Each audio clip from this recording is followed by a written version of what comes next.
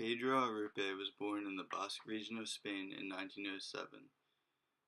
As he became older, he took some years in medical training. He then entered the Jesuits in 1927. In 1932, the Republican government in Spain expelled the Jesuits from the country. Arrupe continued his studies in Belgium, Holland, and the United States. He was then ordained a priest and called Father Arrupe in 1938. The Jesuits sent him to Japan. He hoped to work there as a missionary for the rest of his life. After the bombing of Pearl Harbor on December 7, 1941, Father Arrupe was arrested by the Japanese on suspicion of espionage. He was kept in solitary confinement and suffered as he waited for the resolution of his case. In 1941, on Christmas night, Arrupe heard a group of people gathering outside of his cell door. He could not see them and wondered if the time for his execution had come.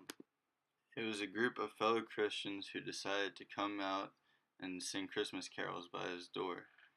He said on that night he felt the descent of Christ into his heart. After 33 days, the security forces came. Arrupe was convinced that they were coming to execute him, but they were really coming to release him.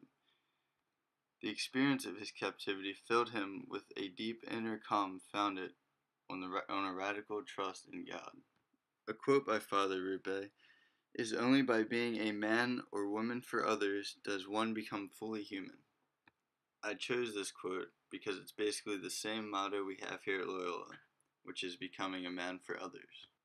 I really like this quote because it explains that by being a man or woman for others, you can fully experience the divinity of God and fully become your human self. After being released, Arrupe moved to Nagasuka, which is on the outskirts of Hiroshima. It is here that he experienced his most life-changing event. Arrupe experienced the bombing, and once the smoke settled, him and his colleagues moved outside and saw the first of the 200,000 casualties of the atomic bomb. They then walked up the hill and saw the city of Hiroshima turn into a flat land. Father Arrupe was an outstanding man and an outstanding Catholic who went through many unimaginable experiences. Even through all these tough experiences, Father Arrupe did not give up. He still pursued what he thought was right and helped everyone he could who couldn't help themselves. He was truly a man for others, and the type of man that all of us should strive to be.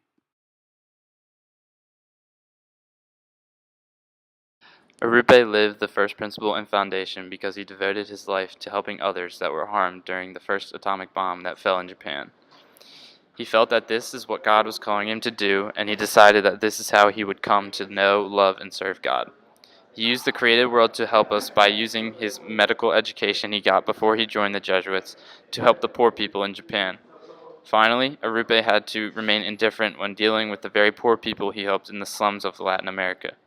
He had to be willing to accept that those people were poor and that he himself could not change all of it. He also overcame lots of physical and mental suffering.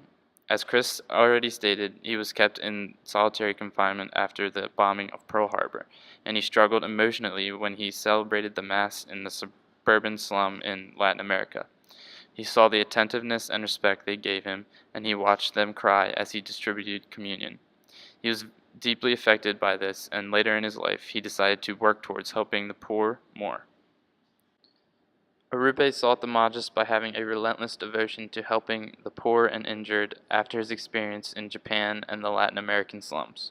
Once he realized his desire to help the poor and injured, and after he became the 28th Superior General of the Jesuits, he pushed to help them even more. His work resulted in the decree from the 32nd General Congregation, Our Mission Today, the service of faith and the promotion of justice. This was passed in 1975. This led the Jesuits, especially in Latin America, to work in practical ways with the poor. To me, I think Pedro Arrupe's most interesting quality was his work as a medic. I think that he used this worldly quality to touch people's lives in a spiritual way pretty much everywhere he went. And I think that this type of education is good to have, especially since he would have dealt with a lot of sick and injured people. Since he started inspiring people to be men and women for others, I would think that his character would have been very diligent and dignified. Finally, he was the most known for helping guide the order through the changes of the Vatican II and focusing on his tenure on working with the poor and marginalized.